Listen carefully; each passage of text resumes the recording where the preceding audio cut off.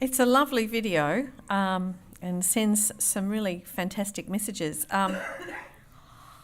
It's interesting. I sort of think about listening to that and hearing about the participation, and so much of it resonates with so many of the things that I've taken on as causes, particularly feminism and women's participation. And I started to think about what is behind stereotypes, what is behind prejudices, whether it's of older people, of women, of people from different racial and ethnic backgrounds or with different sexual orientations. What is it that drives fear and stereotypical attitudes and behaviour? And I thought, it's when we overemphasise difference, when we actually concentrate on what it is that makes us different from one another, instead of emphasising what it is that we have in common. Because really, feminism is a fight by one half of the human race to get taken seriously by the other half. And that is just a human desire. We all wish to be taken seriously. That is what we mean when we say we respect people. And I think when people get older, one of the things that they notice particularly is they get taken less and less seriously. They are less and less relevant. They're patronised, they're condescended to. All of that is a lack of respect. And it is not being able to see the human being behind the physical presentation of someone who is getting older. It's the same with women when they feel trivialised, condescended to, patronised, dismissed. That's because whoever's doing it is unable to see the human being for the woman. They see woman first and person second. My passion about feminism all my life has been that I wanted to be seen as a person first and a woman second. And I think in the debate today, and I'm sorry to bring it up because I'm sure you're all sick of it, around same-sex marriage, is again this emphasising of the difference rather than the similarity.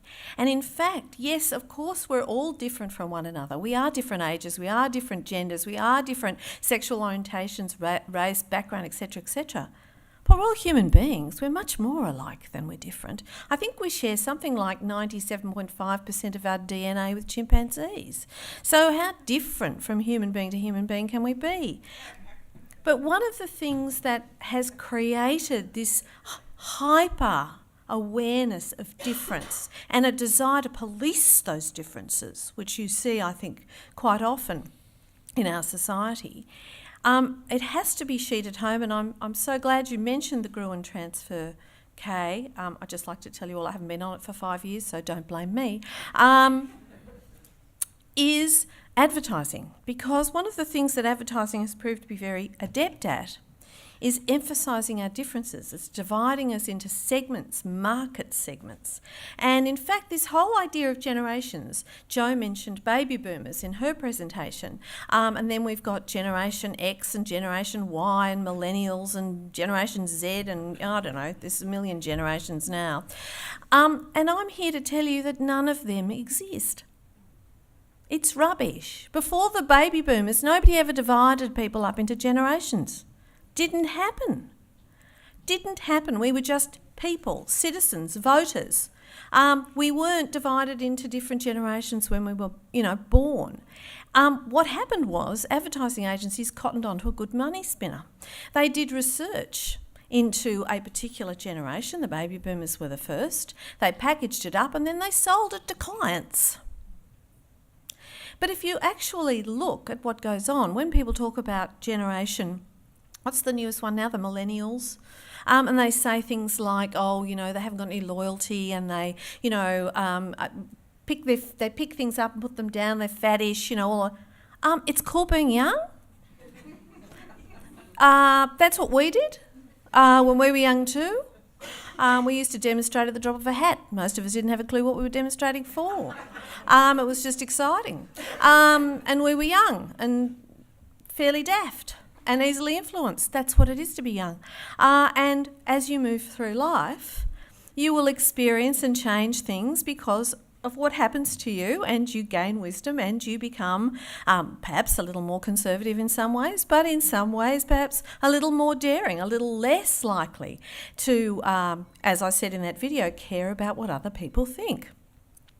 So I think if we really want to do the deep changing that Kay was talking about, in the same way that anti-racism campaigns, anti-sexism campaigns, the current campaign for equal rights before the law of LGBTQI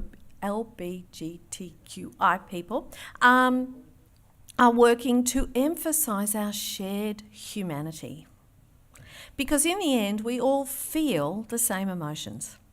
And if we can connect on an emotional level, I'm always saying to clients, which may be why I don't have so many of them anymore, is, it's not ageism,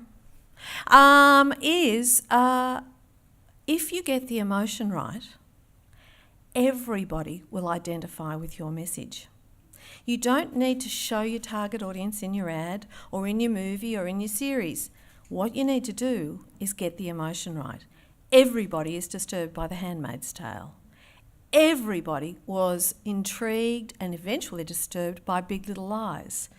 Everybody was engaged and involved with The West Wing, from 16-year-olds to 86-year-olds.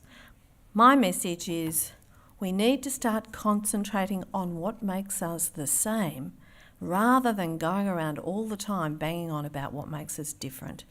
Equal but different is the exact phrase used to justify apartheid in South Africa. It works out great for the equal but lousy for the different.